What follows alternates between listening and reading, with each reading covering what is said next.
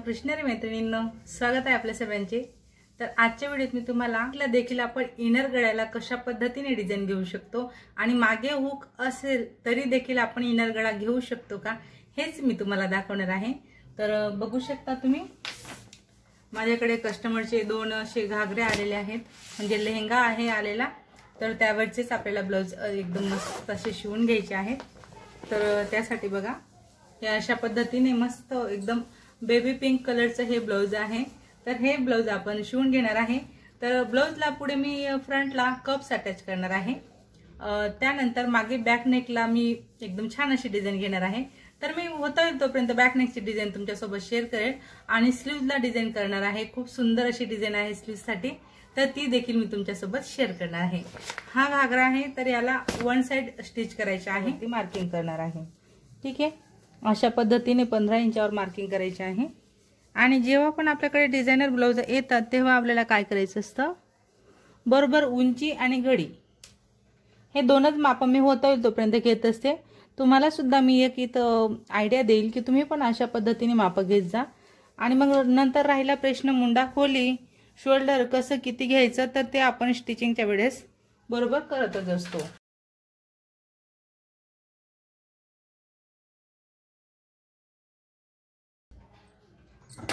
Same पद्धतीने आपण back आणि फ्रंट दोन्ही पार्ट आपण इथं कटिंग करणार आहेत।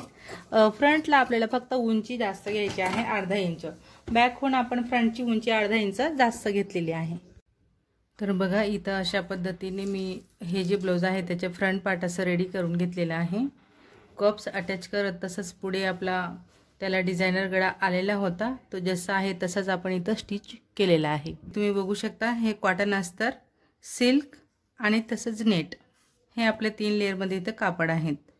तर आपण सर्वप्रथम काय करणार आहेत, फक्त कॉटनचा अस्तर घेणार, बॅकला हुक येणार आहेत, ट्रान्सपरंट गळा, त्यासोबतच मागे हुक पण आपण घेऊ शकतो। एवढी छान अशी डिझाइन मी तुम्हाला आज इथं दाखवणार आहे। तेव्हा मी गळा रुंदी घेत असते 2 इंच किंवा 2.25 इंच। तर नॉर्मल गळ्याची रुंदी आपण 2 इंच घेतली, इनर गळा घ्यायचा आहे म्हणून आपण इथं गळा रुंदी घेणार आहेत बरोबर 3 येणार। अशा पद्धतीने 3 इंच आपली इनर गळ्यासाठी गळा रुंदी असणार आहे असणार आहे 9 इंचाचा। ठीक आहे, आता हा रेग्युलरचा गळा 9 इंचाचा असणार आहे। इथं आपण 2.5 इंच घेत हा जो काही काटकोन आहे तो असा कंप्लीट करणार आहेत अशा पद्धतीने। तसंच आता आपण ट्रान्सपरंट गळा करणार आहेत म्हणून आपण इथं किती घेणार आहेत, खाली बरोबर 2.5 इंच खाली घेणार आहेत। ठीक आहे, मेन गळा जो आहे तिथून खाली आपल्याला 2.5 इंच मोजून घ्यायचा आहे। त्यासोबतच खालची गळा रुंदी इनर गळ्यासाठी आपण 4-4.5 इंच घेऊ शकतो, जे की मी इथं 4.5 घेतलेला आहे। आता आपल्याला हा बाहेरचा इनर गळ्याचा काटकोन कंप्लीट करायचा आहे अशा पद्धतीने। ओके, हा आतमधला जो गळा आहे तो आपला सिंपल असा गोल असणार आहे। त्यानंतर आता बाहेरील आपण आकार इथं देणार आहेत। तर बाहेर तुम्हाला हवा तो तुम्ही मटका शेप, पानगळ्याचा आकार, तसंच षटकोन असं तुम्हाला हवा तो तुम्ही आकार इथं देऊ शकता। तर मी अशा पद्धतीने इथं षटकोनचा आकार देणार आहे। अशा पद्धतीने व्यवस्थित असा थोडा आपल्याला असं बाहेर काढायचा आहे त्याला, की प्रॉपर आपल्याला जो हवा तो शेप आपल्याला इथं देता येणार आहे।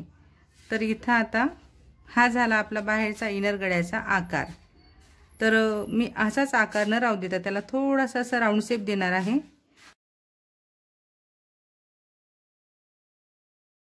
आता एवढं आपलं इतपत झालेलं आहे इनर गळ्याची मार्किंग। त्यानंतर आपण इथं संपूर्ण टोटल शोल्डर घेणार आहेत 5.5 इंच। 5.5 वर मी इथं पॉइंट लावला। तसंच मुंडा खोली देखील आपण इथं 5.5 इंच घेणार आहेत। उंची आणि घडीच्या मापानुसार बॅक पार्ट आणि फ्रंट पार्ट कट केलेला आहे। तर इथं आपली घडी बरोबर 10.5 ची असणार आहे, म्हणजे हे 34 मापाचा आपण ब्लाउजची इथं डिझाइन बनवणार आहेत। तर हा जो काही आहे तो 5.5 चा काटकोन आपण इथपर्यंत तयार केला आणि छान असा आपण यातून मुंड्याचा आकार देणार आहेत। ओके, अशा पद्धतीने आता कटिंग करत असताना आपण सर्वप्रथम हा आकार कट करणार आणि मग नंतर आतमधले शेप कशी कट करायची ते पण दाखवते।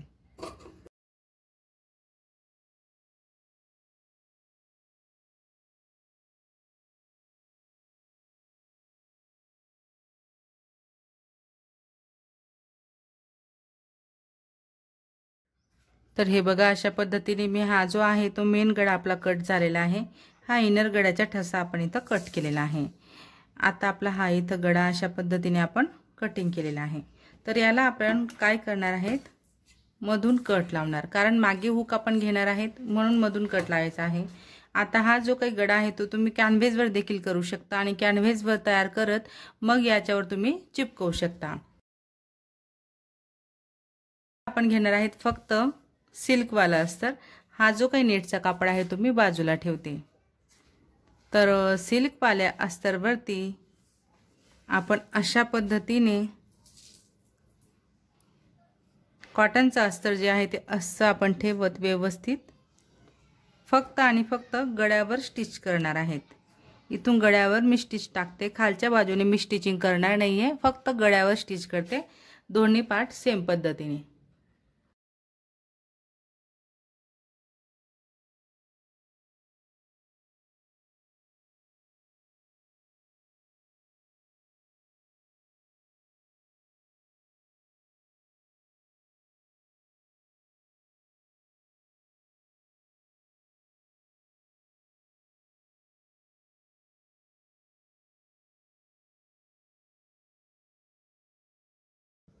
आता इथं बघा, अशा पद्धतीने जो गळा मी व्यवस्थित मार्किंग केला होता तोच आपण इथं स्टिचिंग करून घेतलेला आहे. फक्त आणि फक्त कॉटन आणि सिल्कवरती. बघा, हे कॉटनचं अस्तर आणि हे सिल्कचं आहे. नेट आपण अजून लावलेली नाहीये. आता हा गळा अशा पद्धतीने तयार झाल्यावर आपण काय करणार आहेत, याला कलर कॉम्बिनेशन नाही, एकच कलर आहे आणि थोडं सिल्वर कलरमध्ये याच्यात वर्क आहे.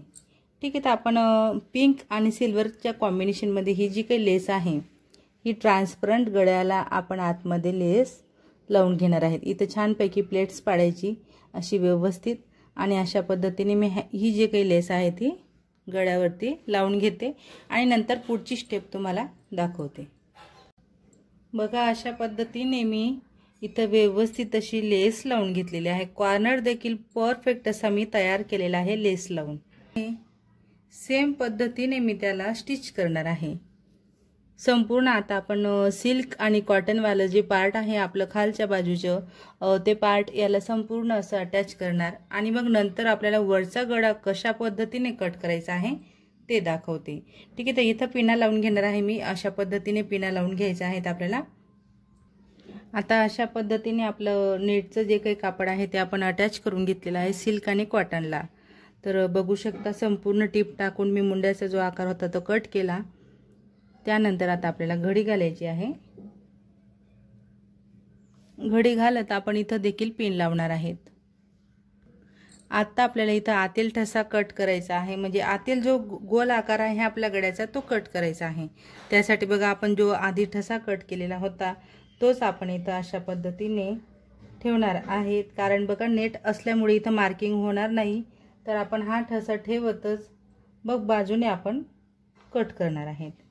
ठीक आहे. तर ठसा व्यवस्थित आपला राहायला हवा एकच जागेवर, म्हणून आपण पिन लावून सेट करणार आणि मग आहे त्या आकाराप्रमाणे कटिंग करणार.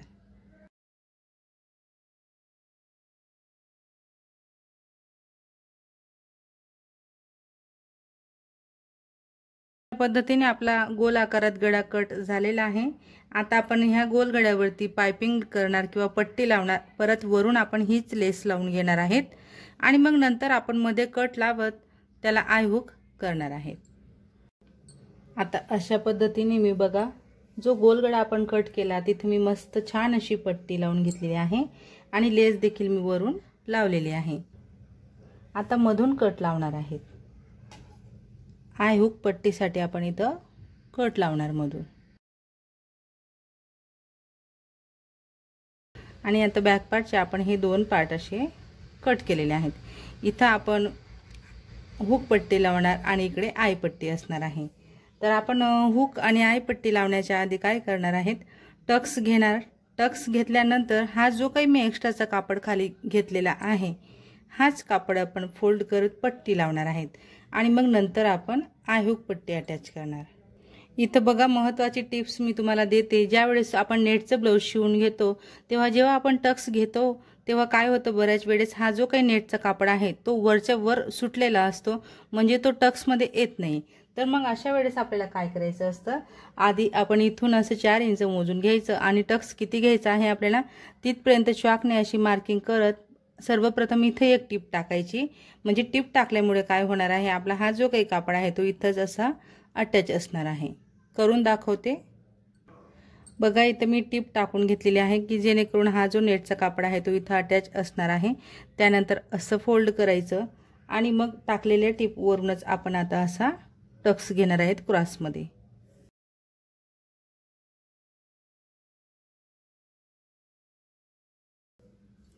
बघू शकता किती परफेक्ट असा आपल्याला इथं टक्स घेतला गेलेला आहे। कॉटन तसंच सिल्क आणि नेट तिन्हीचे तिन्ही आपले लेयर बरोबर इथं आलेले आहेत।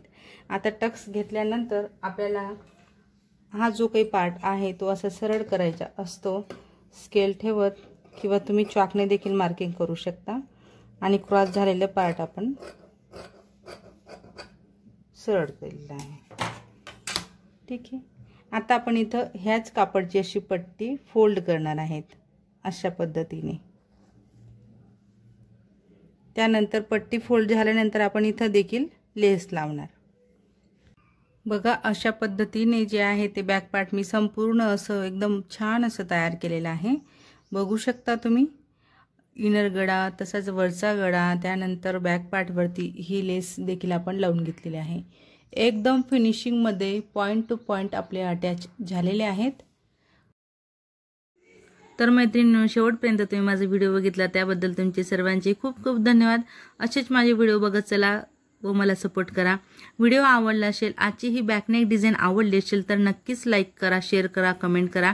चॅनलवर नवीन असणार, पहिल्यांदाच माझा व्हिडिओ बघत असणार तर चॅनलला नक्की सबस्क्राइब करा, सोबत बेल आयकॉन क्लिक करून ऑल सेट करा रोजचे असे छान छान व्हिडिओ पाहण्यासाठी। चला तर मग भेटूया आपण पुढच्या एक छान अशा व्हिडिओ सोबत आणि नवीन डिझाइन